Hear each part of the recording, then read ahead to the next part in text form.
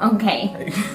I'm Martha. And I'm Katherine. We are excited to be Anusara yoga teacher.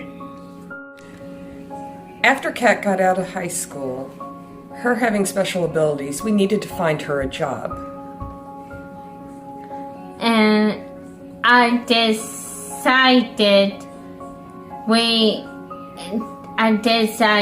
to be a yoga teacher so I can help with someone with special abilities like me.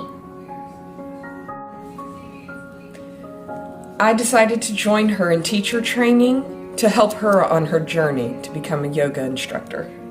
We decided to go with Yogi Denise over at Infinite Bliss Yoga because we already knew her.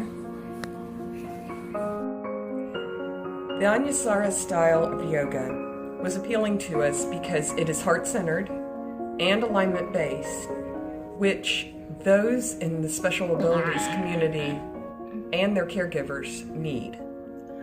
We decided to help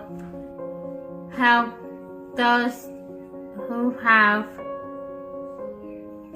special abilities and their caregivers. We look forward to working together.